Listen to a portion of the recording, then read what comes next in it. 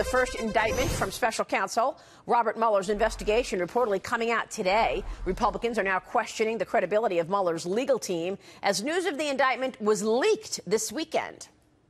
I will tell you this, the only conversation I've had with Robert Mueller, it was stressing to him the importance of cutting out the leaks with respect to serious investigations. So it is kind of ironic that the people charged with investigating the law and executing the law would violate the law. And make no mistake, disclosing grand jury material is a violation of the law. So as a former prosecutor, I'm disappointed that you and I are having the conversation because somebody violated their oath of secrecy.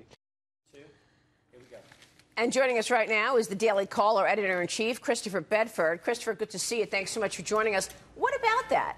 And the first people to have it was CNN. So you've got grand jury information right here. Obviously, somebody on the inside gave it to CNN, which is illegal. It's so common and kind of pathetic, and even I said that as a reporter here in Washington, D.C., how much people love to be in the media and they like to be important. They like to leak this stuff to reporters, especially when they're trying to push their agenda. And as we've seen from watching the team that Mueller's compiled, a lot of them are very good lawyers. A lot of them are also Hillary Clinton backers and donors in the past.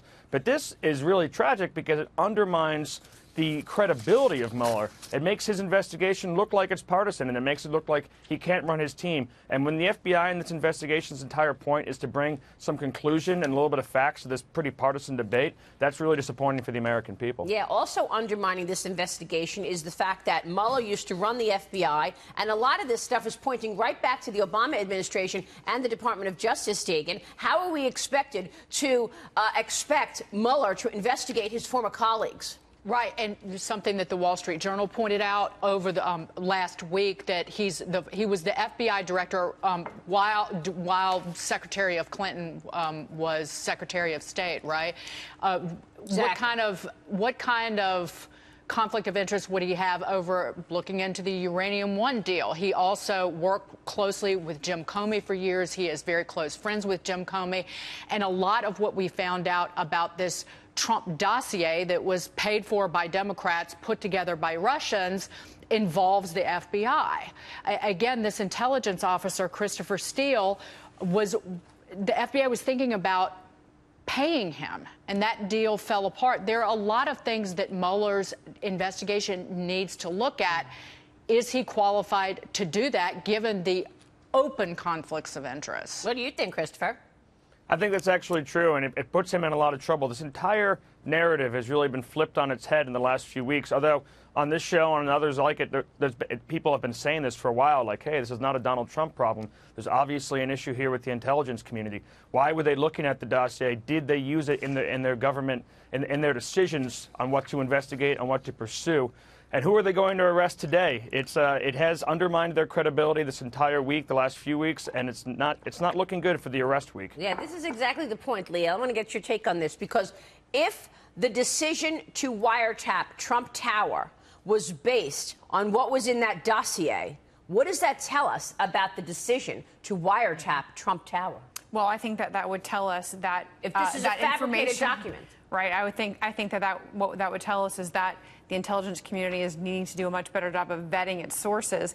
It'd be very unusual for something like that to happen, but I think that this is something that is going to have to be investigated, how the FBI used the information, how the FBI proceeded forward with it, and how that source was vetted, and whether it was really vetted at all, if that did happen. So I think it'll really open a lot of doors in terms of the way the intelligence community has to look at these types of situations in the future, as Russian meddling is investigated and future elections are investigated or looked into. Yeah. How about this question? Why did the Democrats not turn over their laptops to the government? I mean, you get hacked. Let's go back to the DNC. When they got hacked, Debbie Wasserman Schultz's emails are all over. DNC emails are all over. What do? Don't you want the might and the power of the American government, the CIA, to figure out who the heck just hacked me and how come my emails are all over? But they didn't give the computer up to the CIA, did they? They hired a private company to actually answer to them. So why?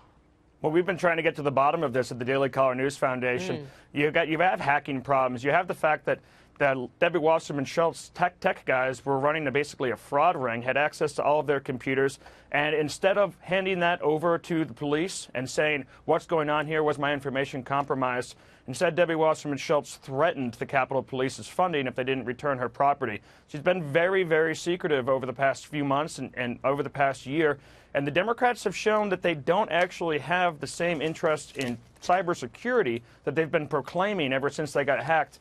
We're not exactly sure what they're hiding right now, but it all comes together into looking very, very suspicious for the Democrats.